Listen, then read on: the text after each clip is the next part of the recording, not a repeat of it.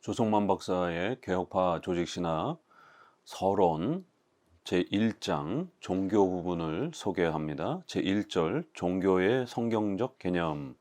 구약 성경에는 종교의 정의나 종교적 현상을 묘사하는 일반적 명칭은 없고 객관적으로 또는 주관적으로 종교의 성질을 나타내는 여러 가지 명칭이 사용되고 있다. 하나님의 계시에 의하여 하나님에 관한 지식이 주어지고 율법, 계명, 교훈, 규례 등은 객관적 종교의 의미와 성질을 나타내고 있다. 이제 구약 성경과 신약 성경을 통해서 이제 종교의 개념, 기본 개념을 먼저 소개해 보고 있습니다. 기독교는 이제 종교라는 그러한 그 성격을 갖고 있습니다. 그럼 과연 이 종교라는 개념의 본질과 의미가 무엇인가? 오늘날 많은 분들이 기독교를 종교라고 불러야 되느냐? 아니면 기독교는 종교가 아니다라고 또 이렇게 생각해야 되느냐? 많은 그런 또 논의들이 있습니다. 만약 이렇게 여러 종교 중에 이렇게 타종교의 이러한 그 개념들을 수용을 해서 여러 종교들 중에 기독교를 이렇게 생각하는 분들은 기독교는 다른 종교와 다르니까 기독교는 종교가 아니다. 이제 이렇게 주장하기도 하지만 고대로부터 이 종교의 개념은 기독교의 이러한 그 중요한 본질과 연결되어서 쓰여졌던 아주 중요한 개념입니다. 그래서 신을 이렇게 바라보고 신에 대한 또 뜻을 소개하는 이런 부분에 있어서 또 신의 그러한 또 중요한 계시의 뜻이 있는 성경, 이러한 그 참된 그 신에 대한 학문, 또 참된 신에 대한 그러한 신앙 고백, 이런 차원에서 생각하게 되면 어 종교의 이러한 그 근본적 그 본질과 원리는 기독교만이 참된 종교라고 하는 이러한 부분으로서 또 설명할 수 있는 영역이 있습니다. 그래서 먼저 종교의 이러한 그 기본 개념을 먼저 성경에서는 어떻게 소개하고 있는가라고 봤을 때, 구약에서는 이렇게 딱히 지금처럼 종교라고 하는 religion이라고 하는 이제 이 단어 자체가 있는 건 아닙니다. 그러나 그 종교에 필요한 그러한 절대적인 인격적인 참된 신, 그리고 그 신을 경외하고 예배하는 것, 또 그 신이 자신의 뜻을 나타내는 그러한 성경, 율법, 이런 개념은 얼마든지 성경에 또 있다라는 겁니다. 구약 성경은 하나님을 경외하는 것이 지식의 근본이라고 가르치고 있다. 하나님에 대한 경외심은 하나님의 백성의 하나님의 율법에 대한 경건한 내면적 성향을 의미한다. 이렇게 하나님을 경외하는 것이 지식의 근본이다. 이런 전도서라든가 또 잠언서에 아주 중요한 표현이 나오죠. 그래서 하나님을 경외하는 것, 그리고 또 그 경외하는 것은 하나님이 주신 그 율법, 하나님의 말씀을 사랑하고 경외하는 그런 마음의 자세와 태도 전체를 또 이렇게 포함하는 것으로서 이런 개념으로 종교가 구약에서 저는 소개가 된다라는 겁니다. 구약에서조차도 그러한 체험 위주의 은사 위주의 무슨 사회정의 위주의 이러한 종교 개념은 나오지 않는다라는 겁니다. 신약 성경에도 하나님께 대한 경외는 종교의 한 요소로 묘사되고 있습니다. 그래서 특별히 신약 성경에서 예배 혹은 예배 의식을 의미하는 말로 라트레이아라는 말이 상대하고 있는데요. 이 말은 믿음으로 하나님께 봉사하는 것을 의미합니다. 그래서 우리가 영어에서 예배를 서비스라고 이렇게 표현을 합니다. 오늘날 우리의 많은 예배의 모습들은 인간이 즐기고 어떤 종교적 쾌락과 이러한 또 유희를 즐기는 이런 형태로 예배의 개념을 이해하고 있습니다. 그러나 성경에서 말하는 예배란 하나님께 봉사하는 것이다라는 거예요. 그 봉사의 개념을 이해를 해야 됩니다. 하나님이 원하시는 대로 그 하나님이 정해주신 그 예배의 방식과 그 틀을 따라 마음을 가지고 하나님을 섬기는, 하나님이 정해주신 규칙을 따라서 하나님을 섬기는 행위라는 겁니다. 그래서 우리가 예배, 한국 형태로 예배, 예를 갖춰서 절하다, 격식을 갖춰서 하나님을 섬기다, 뭐 이것도 신을 섬기다, 이런 것도 잘 번역이 됐습니다. 하나님이 원하시는 그러한 예배의 규칙과 형식을 지켜가면서 마음의 경외감을 가지고 하나님을 바라보고 또 섬기는 그런 행위를 봉사라는 개념 안에 설명하는 겁니다. 그래서 봉사라 이렇게 표현합니다. 구약에는 아바드라고 이렇게 표현되어 있는데요. 하나님의 객관적 계시에 의하여 인간이 내적으로 갖게 되는 하나님에 대한 경외심과 신앙심을 의미한다. 이 같은 의미에서 신약 성경에서 신앙이라는 말이 기독교의 통상적 용어가 되었다. 경외와 이런 신앙 이렇게 이제 단어가 구축이 되는 겁니다. 이 신앙은 다른 사람의 증언에 의한 확신과 증언자에 대한 신뢰를 의미한다. 신앙이란 본래 하나님에게 대한 향한 신뢰를 나타내는 말이다. 그래서 이렇게 신앙이란 그 대상, 바로 하나님을 향한 신뢰와 확신, 이런 부분들이 이제 총체적으로 담겨진 그러한 의미라는 것입니다. 2절 종교적 관념들, 이제 종교에 대한 여러 생각들은 또 그럼 어떤 의견들이 있는가? 개혁파 교리학에서는 종교를 대별하여 전통적 프로테스탄트 기독교와 이교를 구별한다. 또 이 두 극과 극 사이에는 이교화된 기독교, 또 기독교화된 이교 이런 형태의 또 변질된 개념도 있습니다. 이슬람교는 기독교한 이교, 이교지만 기독교 색채를 띠는 이제 이런 형태고요. 로마 카톨릭은 기독교의 틀을 갖고 있지만 이교의 이러한 형태로 변질된 이러한 형태고, 유대교는 그 중간적인 이제 이런 형태의 종교관을 갖고 있고, 이들의 종교관은 공통점이 많다라는 겁니다. 왜냐하면 이쪽에서 이쪽으로 오고 이쪽에서 이쪽으로 오고 이렇게 또 중간 정도의 혼합주의적 성격을 띠기 때문에 그렇습니다. 그리고 인본주의적인 그러한 성격, 신학이라고 하는 또 이런 특징이 비슷한 겁니다. 결국 인간이 원하는 신을 만들어내고 찾는 이제 이런 방식들이 비슷하다라는 겁니다. 고대 교회의 교부인 락탄티우스 이래로 일반적으로 종교는 참되신 하나님을 알고 봉사하는 인간의 바른 삶의 모습을 의미하였다. 그런데 그것은 주관적 종교의 면보다는 객관적 종교의 면을 강조하였으며 하나님에 관한 바른 지식과 바른 봉사의 관계를 제시하지 않았다.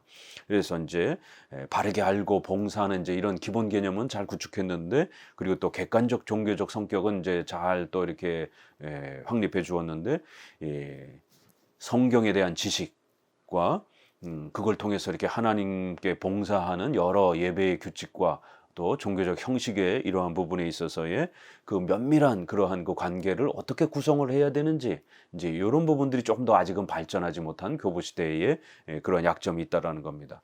이제 중세 시대는 이제 바로 이제 이러한 부분이 제대로 확립되질 않아 가지고 한쪽으로 이제 막 치우치는 이제 이러한 폐단을 보게 됩니다. 중세에 이제 성행했던 종교관은 토마스 아퀴나스의 종교관이 지배적이었다. 그에 의하면 종교는 인간이 하나님께 필요한 봉사를 하며 하나님께 존귀와 영광을 돌리는 덕행을 의미한다. 이렇게 해서 결국 예배 의식, 그래서 이런 로마 카톨릭의 예전 미사라든가 이런 고해 성사라든가 이러한 예전 중심의 이러한 형태로 종교 개념을 결국 망가뜨리는 이제 이런 형태로 구축이 됐다라는 것입니다. 종교개혁자들에 있어서는 종교는 하나님께 대한 경외와 감사와 예배와 사랑, 봉사 등에 의하여 하나님과의 영적 교통이 이루어지는 것을 의미하였다. 이렇게 해서 외적인 그러한 그 봉사, 그리고 그 봉사에는 일정한 종교적 형식과 규칙이 있어야 되기 때문에 예배적인 그러한 형식과 규칙, 또 질서, 또 그러면서도 그 신을 사랑하고 경외하는, 감사하는 내적인 또 그러한 신앙 고백이 이렇게 아주 절묘하게 내적인 것과 외적인 것이 조화를 잘 이루어서 종교 개념을 정확하게 이렇게 구축해 줬다라는 겁니다. 종교개혁자들은 인간의 생애를 통한 경건한 종교적 삶과 종교적 행위로서의 예배를 구별하였다. 그래서 우리가 일상생활에 살아가는 이런 삶에서 하나님을 경외하는 이런 영역이 분명히 있습니다. 또 그럼에도 불구하고 하나님을 직접적으로 이렇게 섬기고 또 봉사하고 예배 드리는 이러한 예배로서의 또 종교 형식을 갖춰서 하나님을 예배하는, 신을 예배하는 이러한 예배적 형식을 이렇게 구별해 줬다라는 겁니다. 오늘날 기독교 자유주의에서는 기독교는 삶이다 이러면서 삶의 예배를 강조하는 이런 형태의 또 폐단이 있습니다. 로마 카톨릭은 마음은 전혀 문제 삼지 않고 미사와 고해성사에만 이런 예전에만 참여하면 된다라고 이렇게 예전 중심의 외적인 것에만 치우치는 또 이런 패단이 있습니다. 그럴 때 종교개혁자들은 외적인 것과 내적인 부분들을 아주 절묘하게 조화를 잘 개념을 정리해 준 겁니다. 분명히 두 개의 삶으로서 하나님을 경외하는 것과 예배의 이런 형식을 갖춰서 하나님을 직접적으로 또 섬기고 예배하는 행위를 각각 개념이 분명히 서로 다르다라는 거예요. 이걸 섞어서는 안 되는 겁니다. 삶만을 강조하면서 주일 성수와 이런 예배 의식을 소홀히 여겨도 안 되고요. 예전만 강조하면서 삶에서는 불신자처럼 살아가게 하는 것도 이것도 안 된다라는 것이죠. 각각 개념을 구별하되 분리시키지 않는 둘은 또 서로 짝을 이루어서 함께 우리의 전 인격 안에서 또 그렇게 신앙으로 세워져 가는 겁니다. 그들은 믿음, 소망, 사랑의 경건한 내면적 예배의 삶과 교회 중심의 외면적 예배와 봉사의 삶을 구별하였다.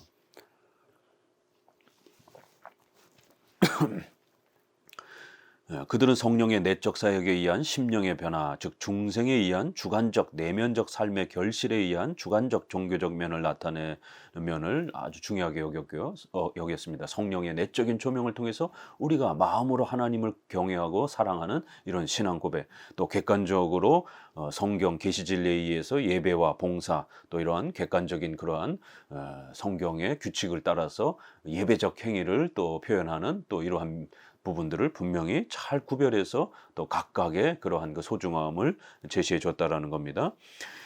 그런데 이제 이러한 부분이 이제 후대에 이제 일반 철학에 이제 기독교의 영향을 받으면서 변질되기 시작하는 겁니다. 그 철학의 대표적인 칸트의 이제 이러한 형이상학, 형이하학 이렇게 구별하는 칸트의 이런 도덕을 강조하는 이제 이러한 칸트 때문에 결국 인간은 경험 세계와의 관계를 신앙으로만 수용할 수 없고 창조주 하나님과 피조물과의 관계도 신앙으로만 수용할 수 없으며 또한 수용된 것을 학적인 체계로 구성하는 것도 불가능하다고 하였다.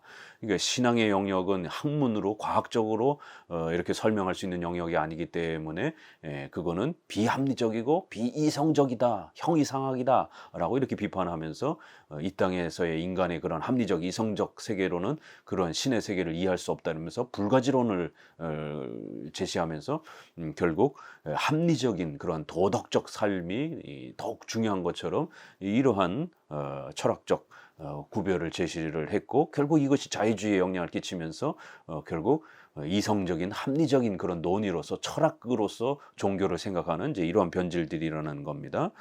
이 칸트의 불가지론적 견해는 헤겔로 하여금 우주정신 혹은 이념, 절대정신이라고 하는 보편적 정신의 관념을 인격화하는 종교를 만들어내게 하였으며 결국 헤겔은 이걸 이어받아서 우리가 신을 필요로 하는 그런 간절함, 그런 절대적인 그런 이거를 정신 이렇게 표현했습니다. 절대적인 그런 인간의 마음, 이게 신을 만들어내는 것이지 결국 신 자체는 존재하는 게 아니다라는 이제 이런 형태. 결국 슐라이마커가 이거를 가지고 들어와서 종교론, 신앙론 이런 부분에서 기독교는 삶이다, 신앙은 삶이다. 이렇게 해서 결국 기독교란 우리의 삶 속에서 우리가 신을 어떻게 감정적으로 우리의 마음을 통해서 신을 이렇게 찾으면 그게 신앙이지 신이 있느냐 없느냐 그건 중요한 게 아니다. 결국 우리의 삶을 통해서 어떻게 도덕적으로 이렇게 그래도 바르게 살아가면서 우리가 신을 그리워하고 신이 있다라고 하면 신을 생각하면서 우리가 도덕적으로 바르게 살아간다라면 그런 건강한 감정을 갖고 살아간다라면 그게 종교다. 이제 이런 식으로 감정에 의한 종교 또 그러면서 이성주의적 그런 종교 개념으로 결국 부패가 됩니다. 슐라이마커는 결국 초자연적인 계시진리로 이런 기독교 신앙이 구성되는 게 아니라 그리스도의 인격적 감화로 말미암아 초자연적인 것과의 영혼에 대한 경건의식이 생기게 되어 종교적인 경험을 하게 되는 것을 의미한다. 그래서 그리스도가 존재하냐 안 하냐 하나님이 계시냐 안 계시냐 이게 중요한 게 아니라 인간이 그렇게 신을 갈망하고 그러한 감정적으로 신을 그렇게 찾고 그리워하면 그게 결국에는 그런 경건의식 경건에 대한 그러한 마음 이런 게 있으면 그게 신앙이다. 이렇게 결국 인간의 감정에 의해서 인간의 그러한 종교적 그러한 체험과 열정에 의해서 마치 신앙이 만들어지는 것처럼 이런 주관주의적, 감정주의적, 체험주의적 기독교로 그렇게 슐라이마커, 자유주의 아버지라고 하는 이 슐라이마커에 의해서 기독교가 더욱 부패하게 됩니다. 결국 경건한 감정과 기독교적 경험의 지적 표현들이 신학적 원리를 구성한다고 하였다. 이에 그는 종교를 우주에 대한 경건의식과 직관, 감정 이런 경건의식 소산으로 정의하여 주관적, 감정적 경험에 중점을 두었다. 결국 오늘 우리 시대의 자유주의가 이성주의, 합리주의로 철학적으로 종교를 생각하는 것도 결국 이 슐라이마커의 영향을 받는 거고, 또 오순절파와 같이 이렇게 감정주의, 은사주의, 체험주의, 신비주의 형태로 나아가는 것도 종교를 감정으로 이렇게 삶으로 생각하는 이러한 또 슐라이마커에 의해서 영향을 받은 것입니다. 한편 칸트의 도덕 철학은 기독교를 도덕적 행위의 한 형식으로 전락시키기도 했다. 이렇게 칸트는 순수 이성 비판, 실천 이성 비판 이런 유명한 이성 비판이 유명합니다. 그래서 순수 이성, 인간의 그런 본질적 그 이성의 한계, 신에 대한 세계는 학문으로서 이렇게 접근할 수 없는, 결국 그거를 분리시키는, 그래서 이 땅에서의 삶에 대한 것만 이성이 판단할 수 있다는 걸 비판하면서 이성의 이런 한계를 비판하면서, 그래서 실천 이성, 이건 도덕을 말하는 겁니다. 그래서 인간은 도덕적 관념을 갖고 살아가면 되는 것이다 이러면서 이렇게 신의 세계와 인간의 세계를 아주 극단으로 분리시키면서 이원론적인 그러한 철학을 주장을 했던 겁니다. 결국 이에 리칠파에서는 교의학을 기독교 신앙의 학문적 강해로 정의하면서 신학 내용은 종교적 도덕적 경험만으로 구성된다고 주장하였다. 결국 이런 리칠부터 시작해서 그 이후에 많은 신학자들이, 불트만부터 시작해서 이런 여러 형태의 자유주의자들이 결국 기독교를 도덕 종교로, 그래서 오늘날 현대 신학이나 자유주의자들이 사회정의, 인권, 정의, 평등 이런 거를 지나치게 강조하는 이유가 바로 종교를 사회정의로 이해를 하기 때문에 그런 것입니다. 이에 근대적 인문주의 기독교는, 자유주의 기독교는 객관적 종교를 이 성경의 이러한 종교를 축소하고 주관적 이러한 그런 이성적 종교로 망가뜨렸다라는 겁니다. 한편으로는 이성적 종교, 한편으로는 감정적 종교, 다 이게 인본주의입니다. 결국 인간이 자기가 필요로 하는 이성을 강조하고 또 자신의 체험을 강조하는 이러한 그 인간이 뭔가를 느끼고 판단하는 이러한 것으로서 종교를 전락시켰다라는 겁니다. 결국 이것은 이제 우상의 개념이라고 성경은 아주 엄히 비판한다라는 거예요. 성경은 출애굽기 20장에도 있는 것처럼 어리석은 자는 그 마음에 이르기를 하나님이 없다 하면서 저희가 부패하고 소형이 가증하여 선을 행하는 자가 없다라고 하는 형태로 결국 신을 이해하지 못하니까 신이 없다라고 이렇게 결국 전락하는 형태로 빠졌다라는 겁니다. 칼빈은 말하기를 참된 종교는 참되신 하나님을 경외하며 신뢰하는 것이며 그 신뢰는 자원하는 경건과 율법에 규정되어 있는 바른 예배를 동반한다. 이렇게 해서 참된 종교는 하나님을 신뢰하고 사랑하고 하나님을 의지하는 이런 전인격적인 의탁함이라는 거예요. 그런 것을 경건이라 이렇게 표현하고, 그러한 경건은 반드시 율법에 규정되어 있는 대로 성경이 가르치는 그러한 예배의 이러한 또 기본 의식과 태도를 기초로 한다라는 겁니다. 동반한다라는 것이에요. 그래서 성경을 통해서 하나님이 어떤 분인지를 우리가 말씀을 통해서, 교리를 통해서 배우고, 그러한 성경이 요구하는 예배적 그러한 명령들을 우리가 형식을 갖추어 가면서 그 하나님을 섬기는 그런 기본 형식과 태도를 배우면서 결국 전 인격에서 우리의 전 삶에서 하나님을 경외하고 사랑하고 신뢰하는 그러한 모든 자세와 또 삶의 모습들이 그렇게 또 펼쳐져 가는 것, 이게 참된 종교의 모습이라는 겁니다. 그렇기 때문에 참된 종교는 단순한 철학적 이성적 지식만도 아니고 생활에 또 이런 어떤 그 변화의 이런 것만 말하는 것도 아닙니다. 이렇게 지정의 전체를 포함하면서 그 모든 것들은 율법에서 가르치는, 성경에서 가르치는 예배의 이러한 기본적 자세와 태도를 우선적으로 토대로 해서 성경의 교리를 이해하고 깨닫고 배우는 그 토대를 통해서 우리의 전 삶을 통해서 의식주와 관련된 모든 삶에서 하나님을 사랑하고 경외하고 그 하나님의 뜻을 따라서 살고자 하는 그러한 모든 마음의 자세와 그런 실천, 이게 전부 다 포함된 개념이라는 겁니다. 칼빈은 기독교 신앙 안내서에서 만일 인생에게 종교가 없다면 사람은 가장 비참한 생활을 하게 될 것이다. 짐승보다 나을 것이 조금도 없다라고 이렇게 말하면서 인간에게 있어서 종교에 대한 이러한 자리가 있기 때문에 사람을 해치지 않고 도덕적으로 바르게 그래도 살아가려고 하는 상식적인 그러한 또 그 사회의 보편적인 양심의 이러한 또 자책, 또 도덕적 그러한 규율, 이런 것들이 존재한다라는 거예요. 이러한 종교에 대한 이러한 기본적 마음의 여지가 없다라면 인간은 얼마나 폭력적이고 얼마나 잔인한 그런 모습들을 보입니까? 최소한의 양심의 가책도 없고 최소한의 도덕적 이러한 방향과 선택도 없는 이런 아주 무자비한 그러한 인간의 잔인성을 우리는 전쟁이라든가 수많은 그런 폭력을 통해서 보게 됩니다. 그나마 이러한 것들을 막을 수 있었던 것은 이러한 종교를 통해서 신에 대한 또 소망함과 또 이러한 인간의 도덕적인 그러한 부패에 대한 엄중한 경고와 이런 걸 통해서 양심의 죄책감과 또 죄에 대한 억제를 갖는 이러한 것을 통해서 최소한의 인간으로 살아갈 수 있는 그러한 틀을 마련해 주고 있는 것이 종교의 아주 중요한 가치라는 겁니다. 이러한 종교의 가치를 무시하고 현대의 국가들이 이런 사회주의 공산주의 국가는 종교를 아주 없애려고 하는, 종교를 없애게 되면 어떤 일이 벌어지겠습니까? 인간은 가장 잔인한 무서운 그런 폭력성을 드러내게 됩니다. 결국 공산주의 사회주의 국가에서 우리는 그런 독재에서 그런 인간을 얼마나 무참하게 그렇게 폭력적으로 다루는지를 우리는 경험적으로 다 보게 됩니다.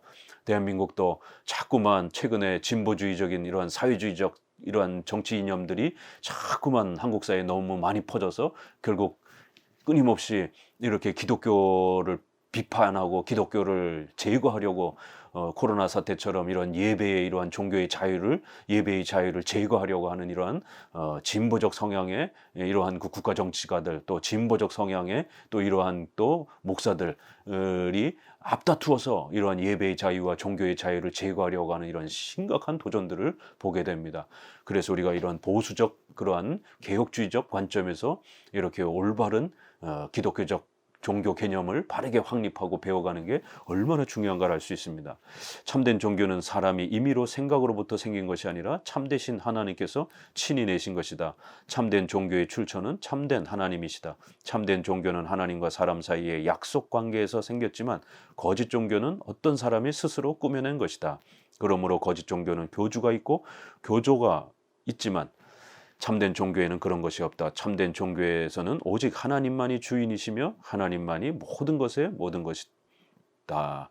참된 종교는 어디까지나 하나님의 계시 진리를 전제로 하는 동시에 계시 진리에 대한 인간의 신앙을 그 수단으로 하여 존재하는 것이다.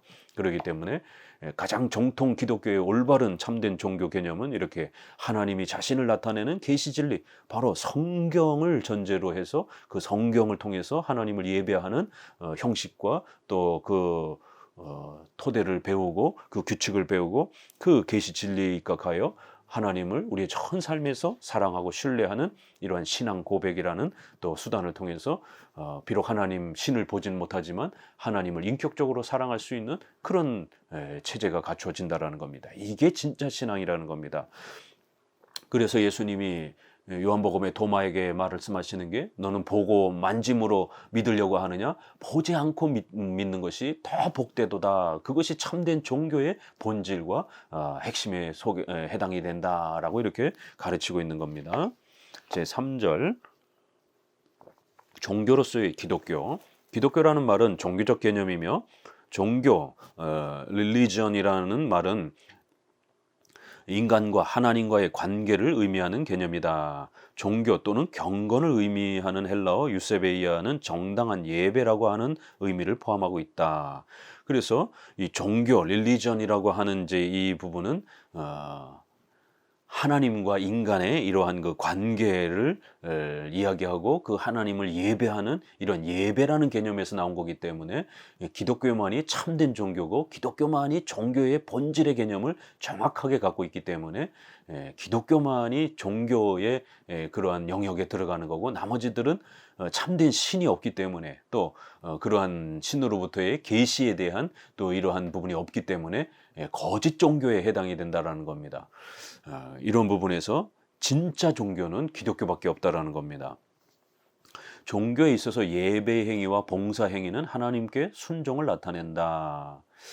이러면서 이제 스피어라는 분은 종교란 예수 그리스도 안에 믿음으로 우리의 생애 전체를 통하여 계약의 하나님께 봉사하는 것이다 라고 하였다. 칼빈은 종교라는 말을 경건이라는 말과 동의어로 이해하고 종교 혹은 경건이 없는 곳에는 하나님을 알 수 있다고 말할 수 없다.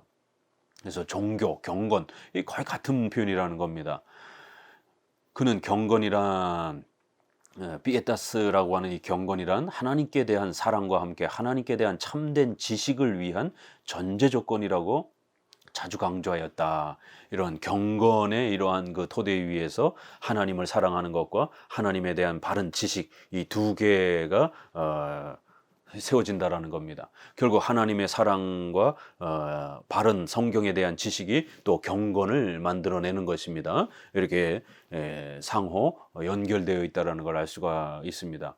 그는 기독교 신앙 안내서에서 경건에 관하여 이렇게 말합니다. 참된 경건의 요점은 하나님의 심판을 피하고자 하는 두려움이 아니라 심판 때문에 공포 때문에 하나님을 섬기는 게 아니라 하나님을 아버지로 사랑하고 진정으로 주님으로 경외하며 그의 의를 받아들이고 그에게 거역하는 것을 죽는 것보다 더 두려워하는 순수하고 참된 열심을 의미한다.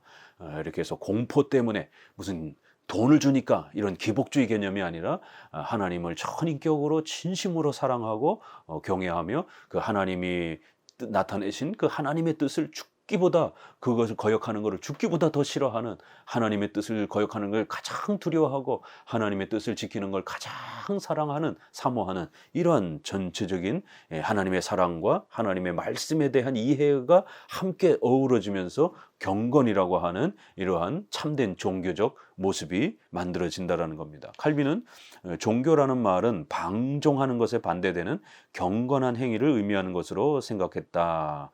종교에는 행위가 수반되는 법이다. 종교에 있어서 예배나 봉사는 경건한 행위에 의하여 표현된다.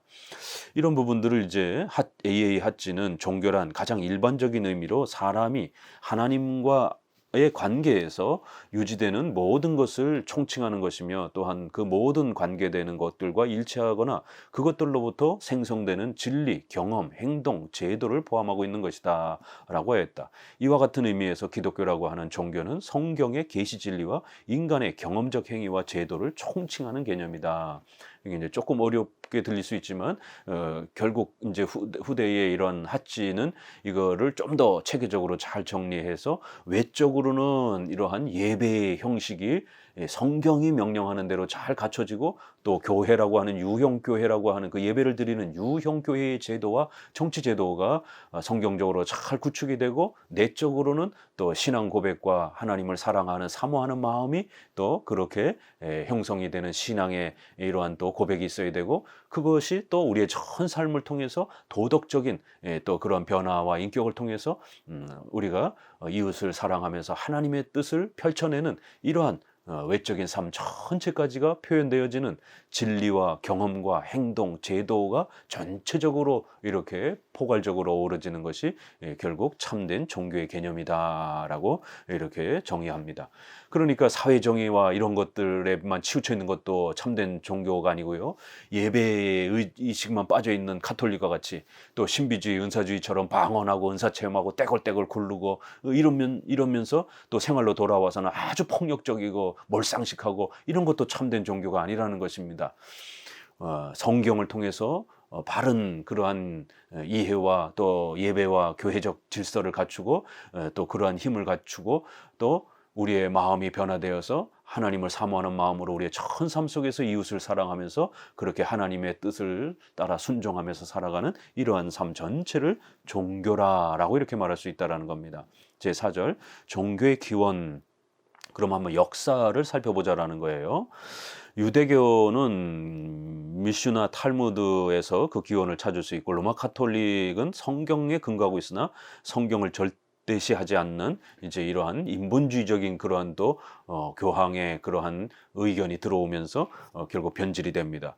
근데 자유주의적 이런 기독교는 인간의 주관적 이성적 체험과 철학과 과학에 근거를 두는 이제 이런 형태입니다.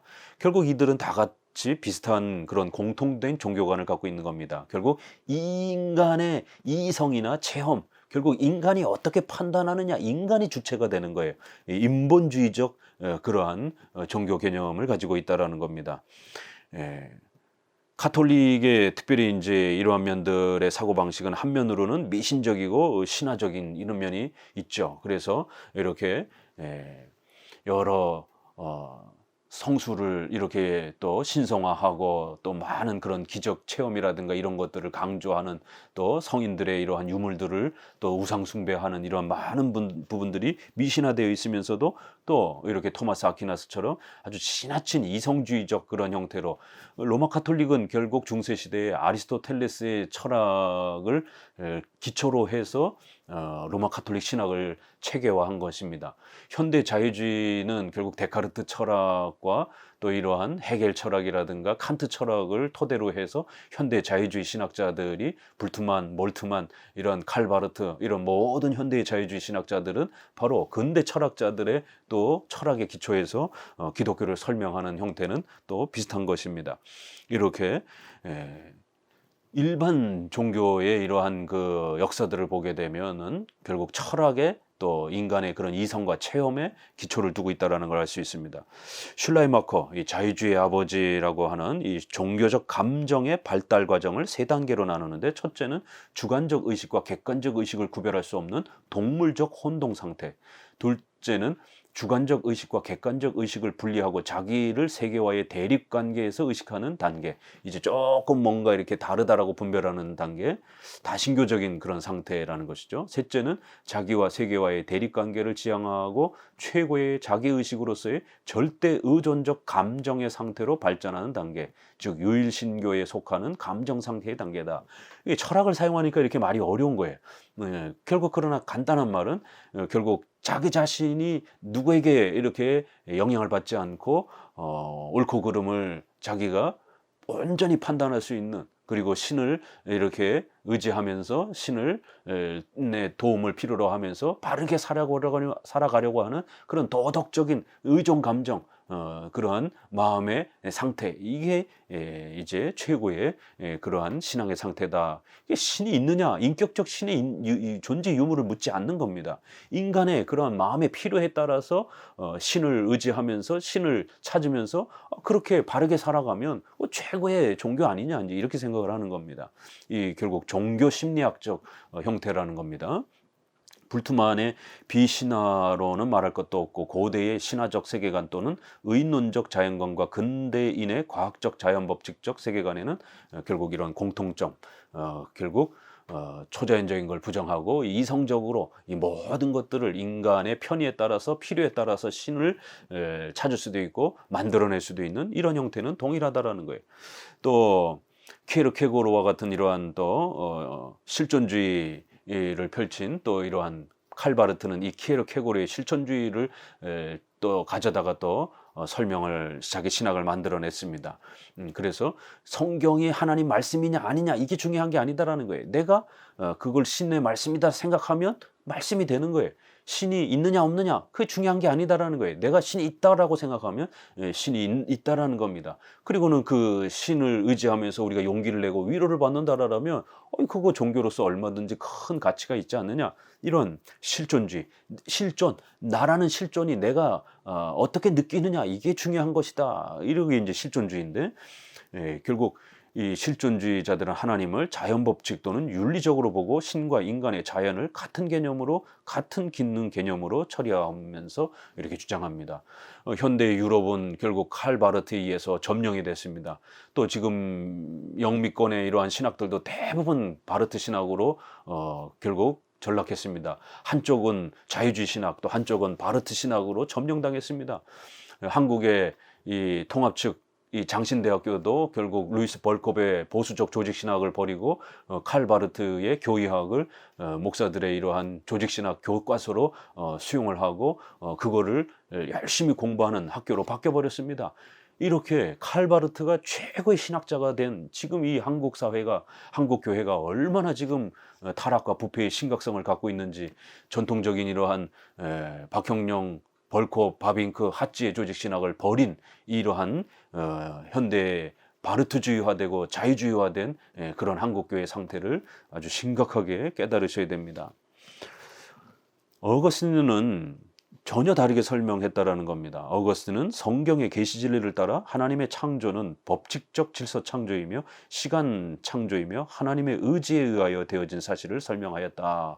절대적 신이 존재하고 그 절대적 신이 창조하고 또 그 인간을 내 모든 역사를 지배하는 이러한 신의 통치 개념으로 설명을 한다라는 겁니다. 그리고 그 신이 우리에게 하나님의 뜻을 전달하는 계시 말씀을 주신 것으로서, 그래서 인간은 그 말씀을 통해서 신을 사랑하고 하나님의 뜻에 살아야 되는 이런 종교 개념이 형성된 것으로 어거스틴은 설명한다라는 것이에요.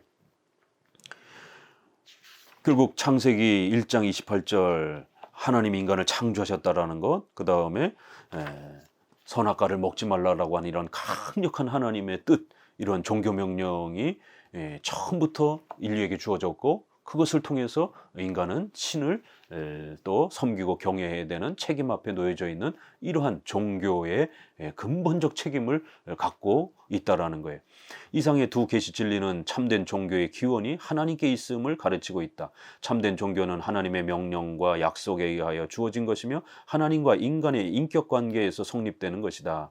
이에 기독교는 계시 종교일 뿐만 아니라 개약의 종교이다. 여기서 우리는 기독교의 본질적 의미를 찾게 된다. 이렇게 성경의 창세기의 첫 장면을 보게 되면 절대적 인격적 신이 존재한다라는 것, 그리고 그 하나님이 선악과를 먹지 말라라고 하는 하나님의 뜻을 율법의 형태로 그렇게 명령하셨고, 그것이 이제 나중에 성경의 형태로 그렇게 기록으로 우리에게 남겨진 겁니다. 그래서 계시 종교, 말씀을 제시해 주는 그런 계시 종교이고, 하나님께서 아담에게 약속을 맺는 그러한 행위 언약이라고 하는 약속 관계 속에서 이렇게 또 하나님의 뜻을 전달해 주는 체계가, 신앙의 체계가 형성되었기 때문에 개약의 종교라고 하는 독특한 이런 형식을 우리는 발견할 수 있게 된다라는 것입니다. 제5절 종교의 자리. 종교의 자리가 어디인가를 규명하는 일은 종교의 내적 원리를 이해함에 있어서 필요한 것이다. 혹자는 종교의 자리를 지식에서 찾으려고 한다. 고대 영지주의자들, 영적인 지식만 강조하는 이런 부분들, 또 근대에 와서는 헤겔에게서 찾아볼 수 있고, 또 종교란 감정도 행동도 아니며 다만 지식이다. 결국 인간이 이성적으로 어떻게 판단하고 신의 존재 유무를 판단하고 도덕적인 선과 악의 유무를 판단하는 이런 인간의 이성적 지식이 모든 그런 종교를 판가름하는 절대 기준이지 다른 것이 아니다. 이렇게 지식적 그러한 형태를 강조하는 겁니다. 헤겔에 의하면 종교는 사람의 생애에 있어서 사상적 과정의 일부분이며 인간의 영혼 속에 내재하는 절대자의 자의식이다. 이렇게 단순한 철학적 지식을 강조한 겁니다. 이런 지식은 우리가 개혁주의에서 성경을 공부하고 성경을 학문적으로 접근하는 그런 지식의 개념하고는 다릅니다. 이쪽은 스콜라주의라고 말하는 거고, 이쪽에 우리가 성경이 글자로 되어 있기 때문에 성경을 학문적으로 읽는 것은 스콜라, 이것은 학문이라는 뜻이에요. 성경이 글자로 되어 있기 때문에 우리가 학문적으로, 스콜라적으로 성경을 읽어야지 감성적으로 성경을 읽으면 안 되는 겁니다. 글자를 모르고 어떻게 성경을 읽겠습니까? 스콜라 주의는 하나의 철학화된 주의, 하나의 그런 사상인 것입니다. 그러나 스콜라라고 하는 건 학문을 말하는 거예요. 글자를 토대로 해서 형성하는 학문을 내 성격을 말하는 것입니다. 그래서 학문은 중요하지만 학문주의는 잘못된 겁니다. 이렇게 어떤 사람들은 또 종교의 자리를 감정에 두려고 한다. 이게 경험주의자들, 체험주의자들, 은사주의자들을 말하는 거죠. 그들은 특히 신비주의와 경건주의 혹은 낭만주의 경향에 있는 자들이다. 그들의 대표적인 인물은 슐라이마커다. 그에 의하면 종교는 본질적으로 절대 의존 감정이다. 이렇게 이것은 주관주의적 관념적, 자기 도취적 종교관이다. 오늘날 은사주의자들, 신비주의자들, 경건주의자들이 내가 체험했다, 내가 봤다, 내가 들었다, 내가 환상을 봤다 이러면서 자기 도취적인 그러한 그 자기의 감정 속에 뭐가 그렇게 체험된 게 그게 신을 만난 것처럼 이렇게 주장을 하는 거예요. 이것도 올바른 종교가 아니라는 겁니다. 어떤 사람들은 종교를 의지적, 도덕적 행동으로 보고 종교의 자리를 의지해서 찾으려고 한다. 이 같은 발상은 펠라기우스, 반펠라기우스주의, 알미니우스주의, 소키누스주의에 거쳐서 칸트에 의해서 구체화되었다라고 이렇게 칸트의 그런 실천 이성 비판에서 이런 도덕 규범을 갖고 인간은 살아야 되는 것이지 신의 이러한 의존에서 살아서는 안 된다라고 하는 이러한 이원론적인 그런 형태를 추구를 했습니다. 결국 이 부분도 역시 잘못된 것이죠. 혹자는 생각하기를 하나님은 윤리적, 인격적 존재이므로 인간과 하나님의 관계는 주로 정의, 사랑의 관계라고 하는 견해가 있다. 그것은 인간은 선행에 의해서만 하나님과의 정상관계를 가질 수 있다라고 주장한다. 이게 결국 다 도덕주의 종교입니다. 오늘날 자유주의자들이 사회정의, 인권, 경제평등 이런 것만 강조하면서 마치 그것이 구원인 것처럼 이렇게 착각을 하고 있는 것입니다. 다 잘못된 것입니다.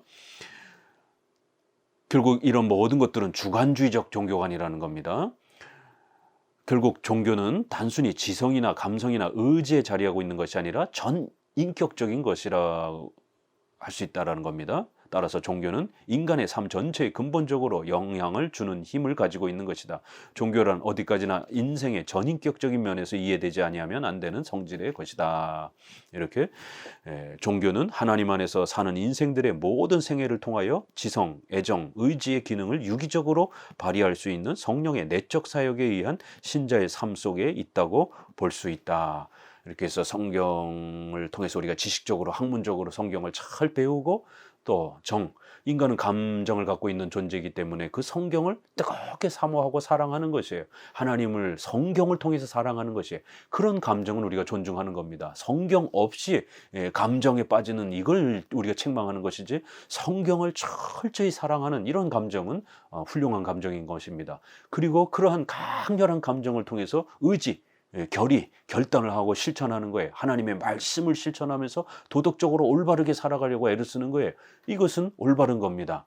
이렇게 지정의, 성경에 기초한, 계시 진리에 기초한, 계시 의존에 기초한 그러한 지정의의 이러한 포괄적 형태로 종교의 자리, 인간이 종교적 모습을 나타내는 것이지 이렇게 성경의 이러한 지식이 아닌 일반 철학적 그러한 잘못된 지식으로 지식에만 빠지는 것도 아니고 감정에 체험에 빠지는 그런 것만도 아닌 전인격적인 그러한 종교적 삶의 모습이라는 것을 꼭 기억하셔야 됩니다. 제6절 종교에 있어서 신앙과 이성 이건 아주 역사로부터 끊임없이 질문되는 것이잖아요. 신앙과 이성은 대립되는 것인가?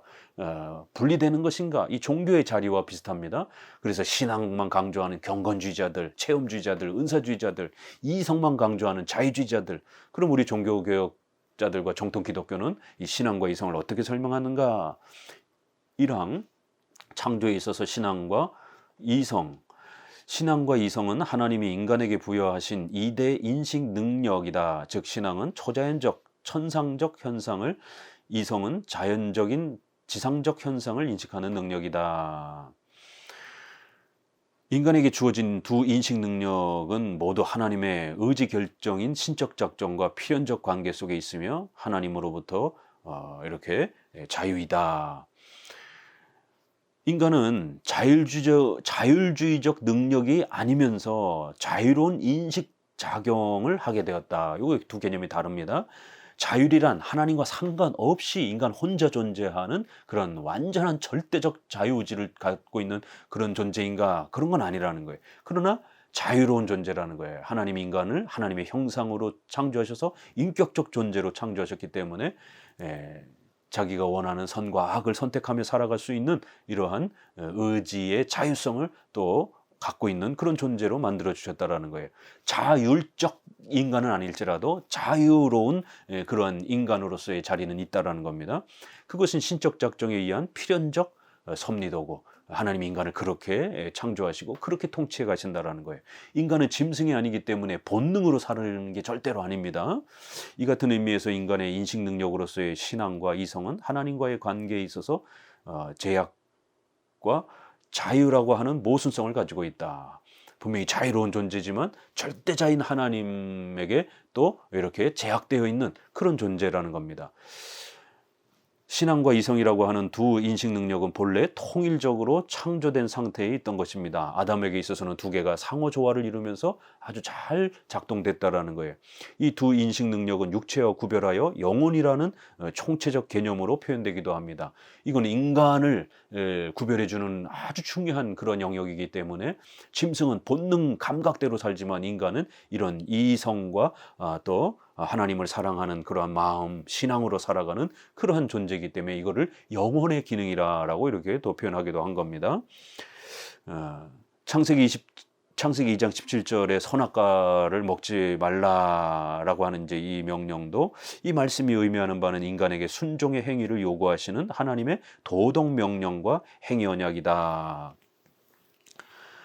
이런 면에서 신앙과 이성은 서로 그 대상과 기능을 달리하면서도 조화 통일적으로 작용하게 되어 있는 것이다. 이제 앞부분은 신앙적 명령이고 또 2장 19절에 보게 되면 아담이 들짐승과 각종 새들을 어떻게 이름을 짓나 이렇게 보려고 그 모든 짐승들을 아담에게 데려오고 아담이 자세히 살펴서 이름을 짓도록 노동의 행위를 허락하시는 모습을 보게 됩니다. 이거는 이성적 또 그러한 행위의 또 인간의 활동이라는 것이죠.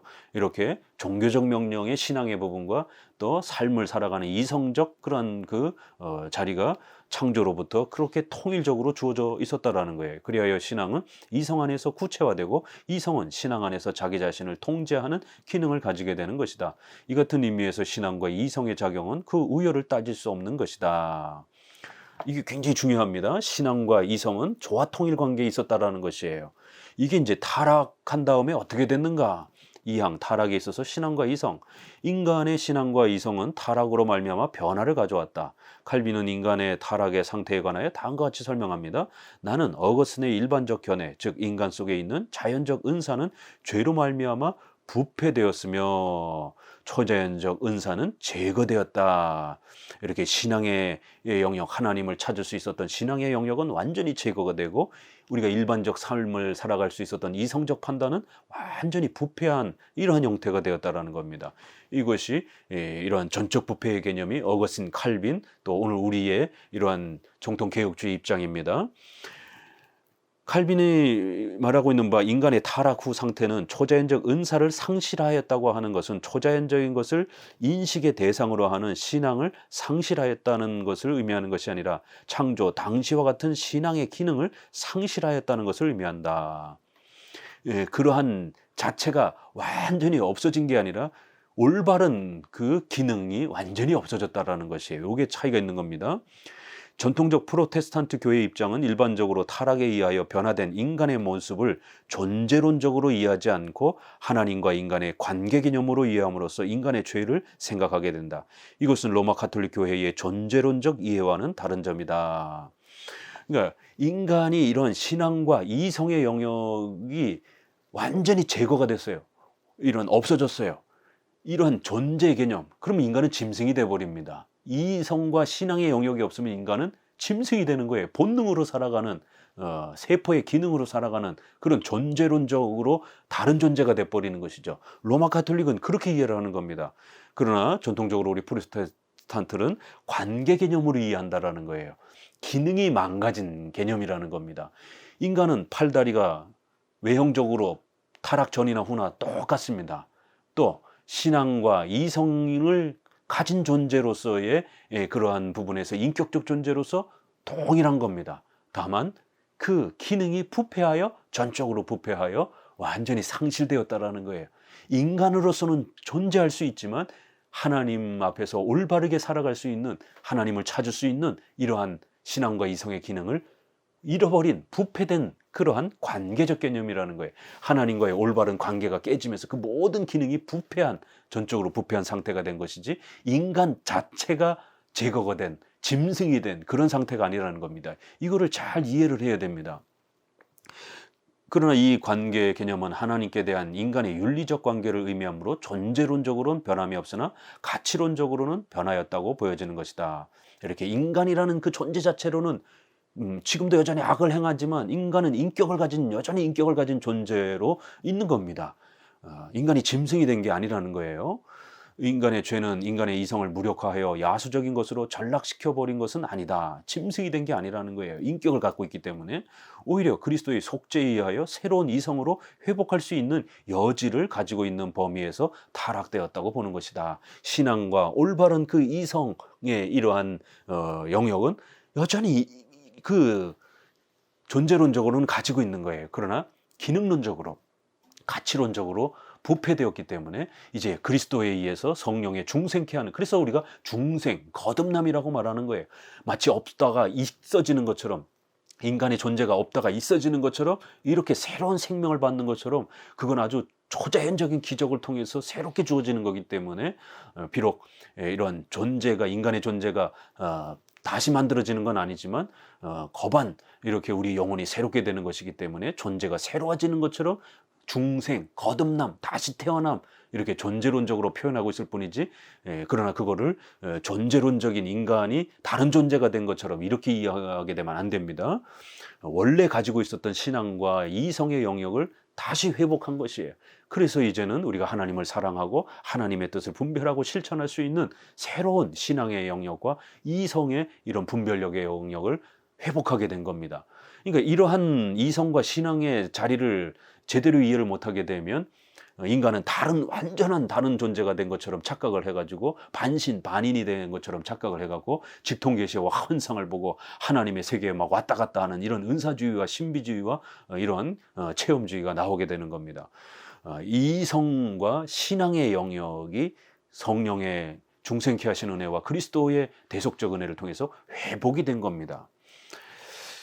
칼빈은 말하기를 인간 속에 종교의 씨가 있다라고 하였다. 그에 의하면 종교의 씨란 신앙의 바른 윤리적 기능의 잔재를 의미한다. 그것은 일반 은총이다.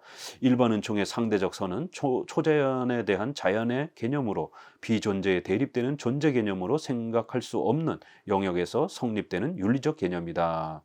이렇게 이제 부패했지만 여전히 인간이 짐승이 되지 않도록 하나님이 인간의 죄를 억제해서 일반적 선을 그래도 최소한 선택하면서 인격의 기능을 하면서 인간이 살아가도록 이렇게 배려해 주셨다라는 거예요. 죄를 막아 주셨다라는 거예요. 그래서 이걸 일반적 은혜다. 구원의 이러한 은혜는 아니지만 인간으로서 살아갈 수 있는 최소한의 이러한 영역은 남겨뒀다. 이렇게 해서 이거를 일반 은총이다라고 말하는 겁니다. 그래서 종교의 최소한의 영역이 남아 있는 겁니다. 신앙이라는 하는 영역이 남아 있는 거예요.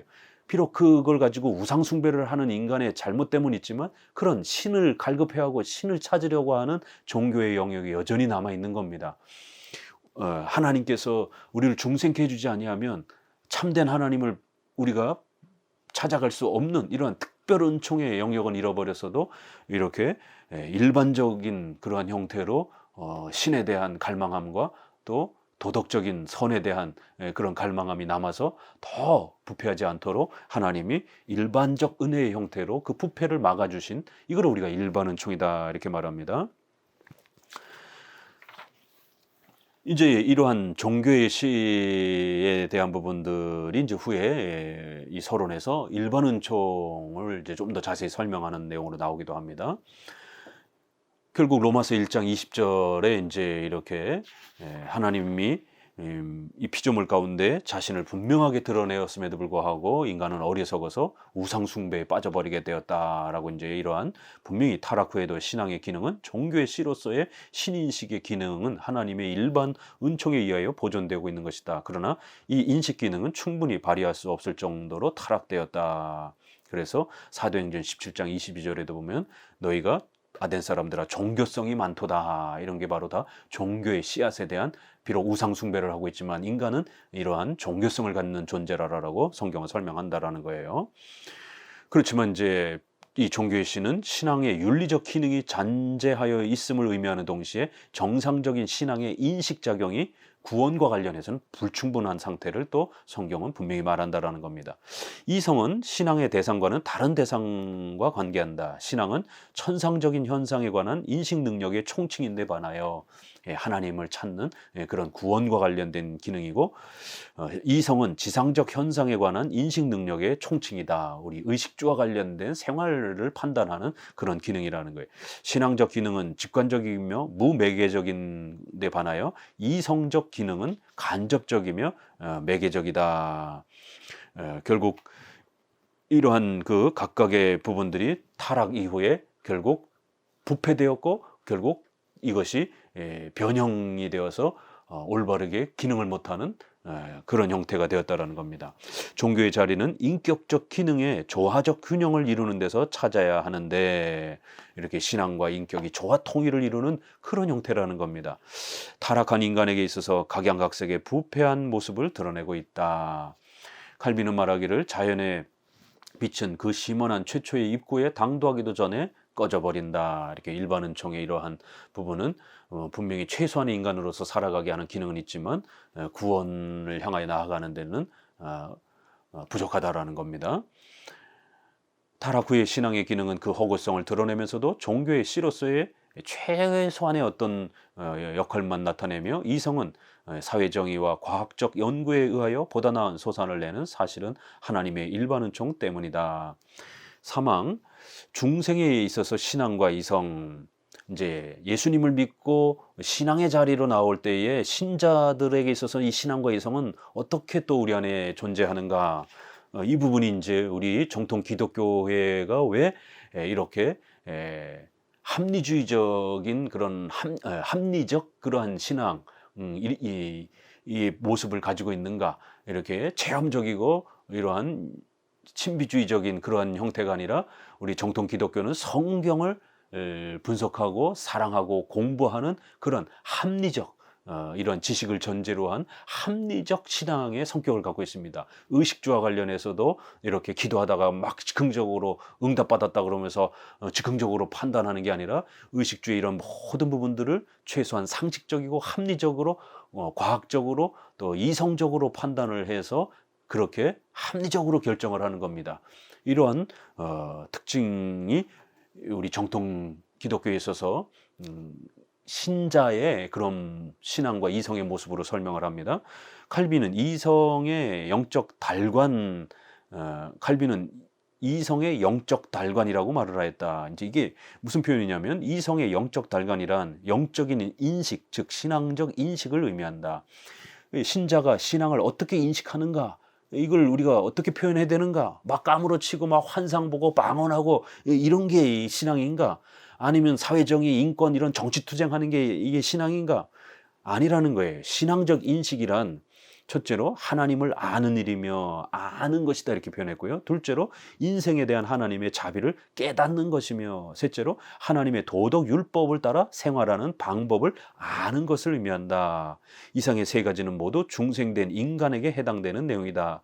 이렇게 신앙이란 하나님이 자신을 나타낸 성경을 잘 깨닫고, 그 성경을 통해서 하나님의 자비를 깨닫고, 하나님의 뜻이 무엇인지를 깨닫고, 하나님의 뜻을 실천하려고 또 그것을 깨닫고 사랑하는, 이러한 부분이 신앙 인식이라는 거예요.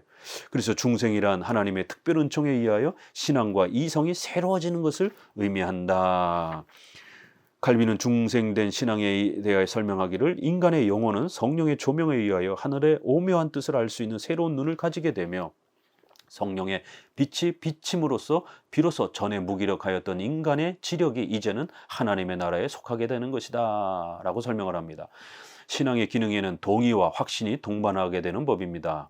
워필드는 신앙의 요소를 지식과 동의와 확신이라고 하는 3요소를 들었습니다. 이제 결국 중생된 신앙의 기능적 특징은 소망과 확신인 것입니다. 이 히브리서 11장 1절에 믿음은 바라는 것들의 실상입니다. 이렇게 표현하는 내용을 설명하면서 결국 지정의의 성격이 함께 있다라는 거예요.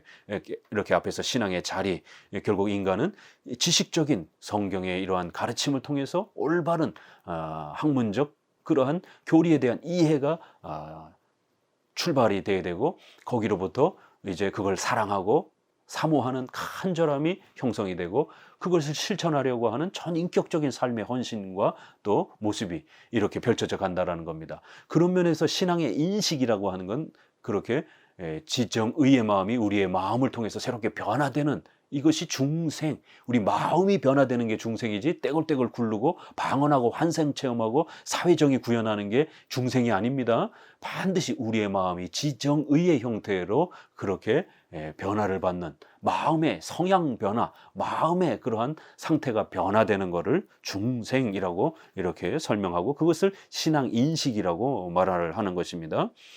에덴의 상태에 있어서는 신앙과 이성이 대립관계에 있지 않았으며, 일반과 특별, 자연과 초자연의 계시는 본질적으로 구별되어 있지 않았는데, 타락 후 죄로 말미암아 맹목 때문에 초자연적 특별 계시에 의하여 구원의 방법이 주어지게 된 것입니다. 결국 일반 은총에 의하여 그 기능들은 상대적인 가치를 추구할 수 있을 정도로 이제 겨우 남아있는 정도가 되고, 특별 은총에 의하여 신앙과 이성이 재생, 즉 중생됨으로 말미암아 재통일을 이제 이루는 이러한 상태가 신자의 이러한 상태라는 겁니다. 결국 신앙의 근원은 주관적인 것이 아니라 객관적이며 계시적이며 주어지는 것입니다. 이렇게 신앙의 인식은 객관적인 성경을 바르게 이해하면서 우리 마음이 변화되어지는 이러한 형태로서 하나님이 우리에게 주시는 그런 성격이라는 겁니다. 그러므로 중생된 신앙은 이성적, 합리적 인식의 전제가 되는 동시에 반대로 중생된 이성은 신앙적 인식의 전제가 되기도 하는 동반자의 관계에 놓이게 되는 것입니다. 이를테면 중생된 자에게 있어서는 믿으면서 이해하고 이해하면서 또한 믿게 되는 것입니다.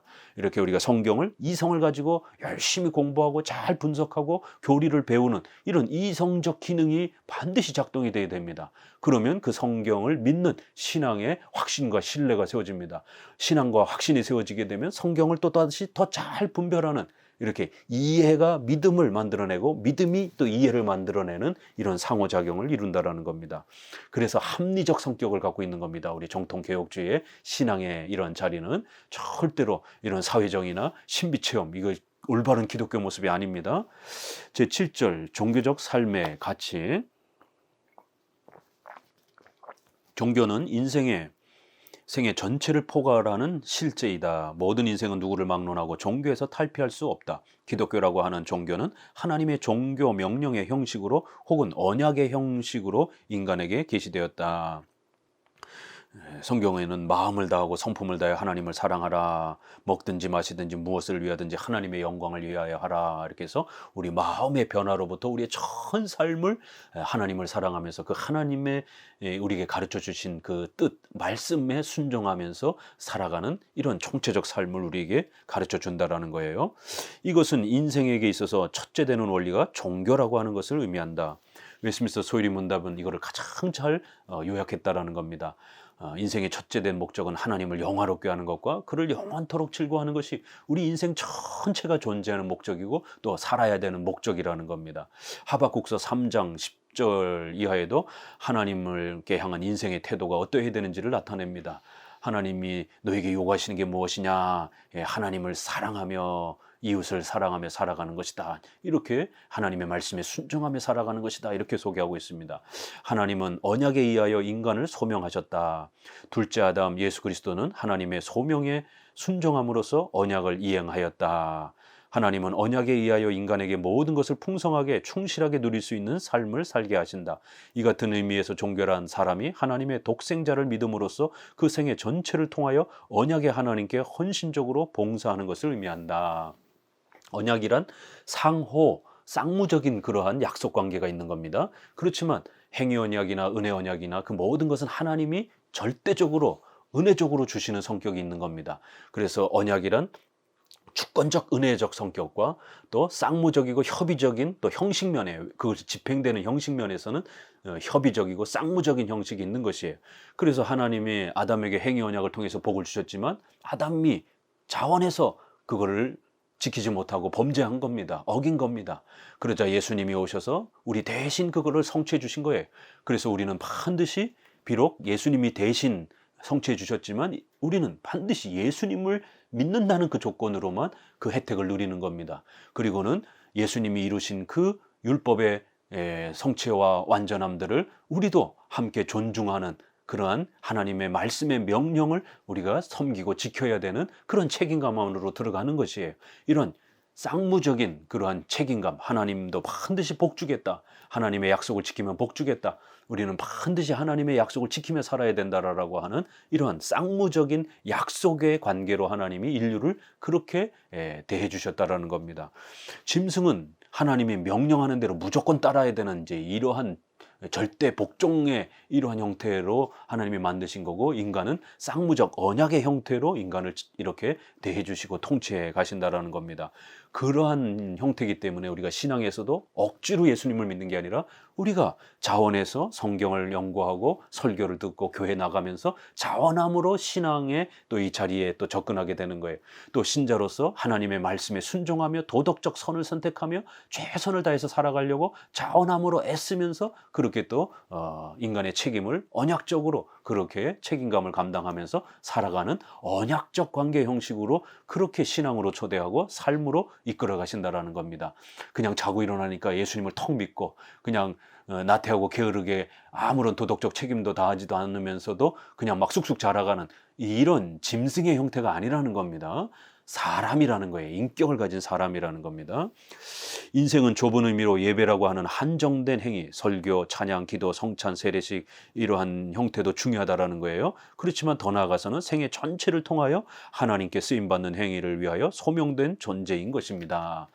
그래서 종교를 이렇게 예배에만 집착시켜도 안 되고요. 또 삶의 예배 이것만 강조해서도 안 되고 이 전체가 균형을 이뤄야 되고, 순서는 반드시 예배와 또 성경을 배우는 이러한 신앙의 또 명령과 형식에서부터 우선되어서 거기로부터 삶을 또 배우는 열매로 나아가는 겁니다. 그러므로 인생의 모든 행위는 하나님께 순종하는 종교의 행위가 되어야 한다. 종교라는 말은 경건의 삶 그 자체를 의미하는데 경건치 아니하는 자에게는 종교의 의미를 찾을 수는 없다. 종교라는 말과 경건이라는 말은 동의어로 사용되고 있는데 그것은 종교라는 말이 가지고 있는 의미가 하나님을 진정한 마음으로 신뢰하고 경외하며 숭배하며 최선을 다하여 하나님께 봉사하는 인생의 경건한 행위를 의미하는 것이기 때문이다. 또한 경건이라는 말이 가지고 있는 의미는 하나님을 경외하는 심령으로 삼가하며 조심성 있는 마음가짐과 행실을 의미하는 것이다. 사실 사람이 온전히 경건을 실천한다는 것은 어려운 일이다. 그것은 경건의 표준이 절대적으로 완전하신 하나님이시기 때문이다. 그래서 이렇게 경건이란 봉사, 예배와 유형교회의 질서 안에서 그런 규칙들을 배우면서 또 전 삶 속에서 하나님을 사랑하고 신뢰하는 이런 총체적 모습이 경건이라는 거예요.